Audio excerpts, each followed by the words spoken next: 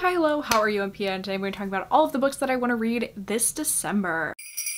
It is the end of the year, it's December, and it's time to wrap things up for the year. Oh, yikes. I've collected some things, some holiday things, some things I'm getting from the library, mostly things I'm getting from the library, to be honest. Some video things, and just some things I just want to finish up for the year. I've got a little list going on here. December is weird for me reading-wise. I read, like, fantasy, which is like, hi, hello, who are you? And then I also do a lot of rereads, so lots of new things for me, but I'm going to try to get a lot done, you know? I've already pretty much reached my Goodreads goal, so I think that is definitely gonna happen, so no worries about that, but let's get into it. First off, we have some things that I'm getting from the library. I love my local library. This is a friendly reminder for you to support your local library and get yourself a library card. I have 2 library cards, both in my home library and over in Boston, so double-fisted the library cards, I guess. There's some really cool ones that I'm very excited about. The first of which is Cultish. This is a nonfiction book about cults and the like.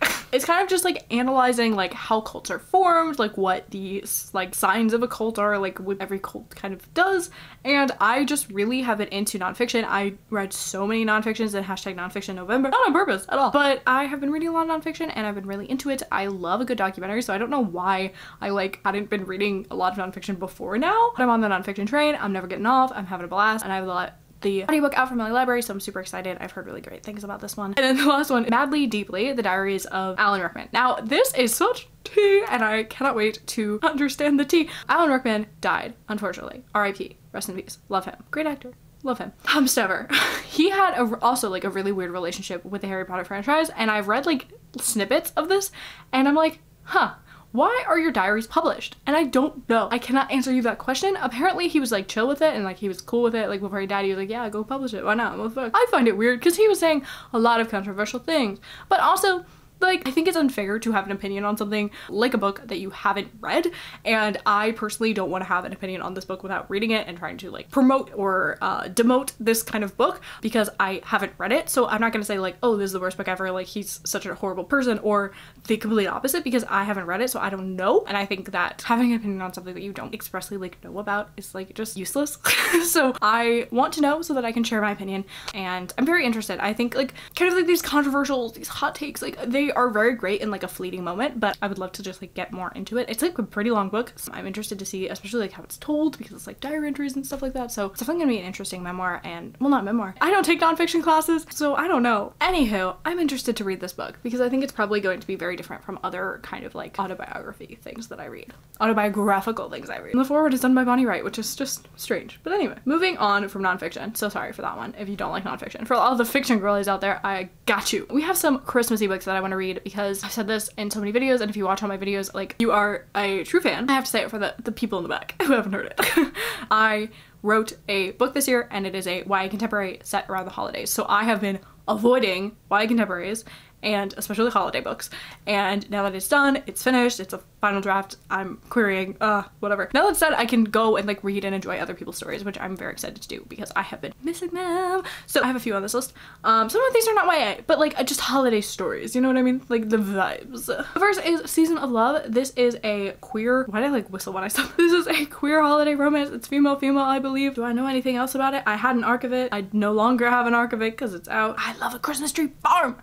I love A Christmas Tree Farm, guys. I love A Christmas Tree Farm with like most of my heart. And I also, yeah, I thought I was right. This is also like a Jewish Christmas romance. So like I'm super excited to read that. I have like a lot of feelings about Christmas because I obviously love it. I wrote a book about it. I just like love the holidays. I just love like the festiveness of Christmas. I don't like need other things about it. So I'm really interested to see like what the author has done with kind of like merging religions and backgrounds and different things like that, and especially in like a queer romance. This sounds awesome. Sounds like everything like combined in one. It sounds really fun. And then another one is actually like the third in a series, and this is a series of holiday romances that I've been reading every year as they've been coming out, and it is only released right now on Audible, but it probably will be released next year like in stores on paperback. But this is Along Came Holly. Actually, I don't know what the series is called, but the first book was Nick and Noelle's Christmas Playlist, and I really love that one. And then the second one was Something About Mary. I don't like plays on like classic kind of rom-coms, but I really love, I think it's Cody Hall or Cody Gray. I really love her romances. I think they're so sweet, and this is about like a family. They own a Christmas tree farm. They are like all Christmas babies. So like there's like Nick, like Saint Nick, and like Mary, Merry Christmas, you know, and Holly. So they're all like Christmas babies, and I really love like this family and all of the characters in this universe so much. So I'm so excited to like come back to them and like see how they're doing and see Holly's romance, of course. So I'm very excited about that one. Another one is You're a Mean One, Matthew Price. This is another one I had an arc of that I didn't read. This is a male Christmas romance, and I believe it's like enemies to lovers, or at least like grumpiness, like I don't like you to lovers. A lot of problems with the enemies to lovers trope. Like if you're not like killing each other, are you really enemies? Like, you know, I don't know. This is an enemies to lovers. It's male. I don't know anything else about it. Next up, I told you that I was doing a lot of rereads. I have been doing a lot of rereads. And a book that I'm planning on rereading in December is Tender as the Flesh. This is a short, little, gruesome book about cannibalism, and it's a horror book. And I really love doing rereads at the end of the year, especially like either old favorites or new favorites that I want to kind of like solidify as all-time favorites.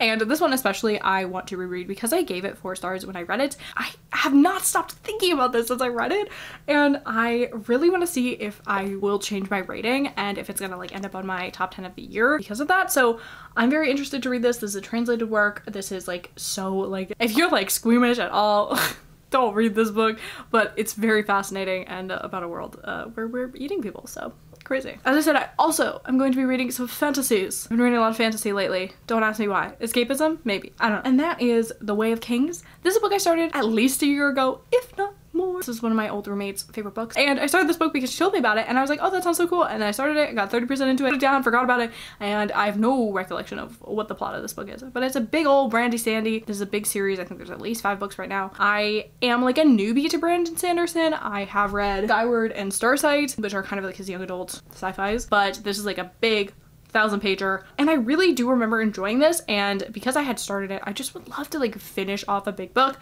I'm looking at you, It by Stephen King. I'm looking at you because I don't want to read you right now. But like I this year finished The Priory of the Orange Tree, which is another big book that I started 3 years ago and then put down. So I'm trying to like get better at that. This one I started like over a year ago, so like maybe we're getting somewhere. I'm not sure. But like I said, I am in a weird fantasy mood. Weird fantasy in that it's weird for me to like fantasy and be in the mood for it. And then like I said, I do want to be reading some more YA contemporaries because I've been avoiding them. So some like non-Christmassy YA contemporaries that I'd like to read, which I actually didn't mention any. I don't think any of those Christmas books were YA. So whoops. Stay tuned for my book. It's YA. It's Christmassy. Buy it. Anyway, so these are, if this gets out, this is a book that came out last year and I put it on my most anticipated releases and then I just didn't read it. So this is a boy band romance. It's about 2 people in a boy band. I believe it's dual POV. It's male, and I just fucking want it. I want it, dude. It seems so cute, Larry-ish, and I'm very excited about it. So I want to read that. And then I also would love to read Better Than the Movies. I avoided this book like none other because it looked so up my alley that it seemed like a little bit like my book in like a couple different ways. So I didn't want to read it and then accidentally carbon copy it. So I'm very excited to read this. I've like seen nothing but amazing things about this book, this author, everything about it. So I am very excited to read Better Than the Movies. It seems like my perfect little like YA rom-com. Those are all the books that I want to read in December. Will I read more? Will I read less? I'm hoping to have some fun videos for you guys. Enjoying Vlogmas? Hi! This is Vlogmas now? I've always done Vlogmas pretty much. I'm really excited about how I'm doing it this year with like these like nice, pretty sit-down videos and also like the vlogs intermixed. So hopefully you enjoy them. Hopefully you'll stay tuned, you'll subscribe, you'll do things. Let me know what you guys are reading in December. If you're reading some holiday books, some nonfiction, some books that you meant to get to and then didn't. I would love to know. Let me know. So make sure to let me know those in the comments down below. And with that being said, make sure to like and subscribe to all the things that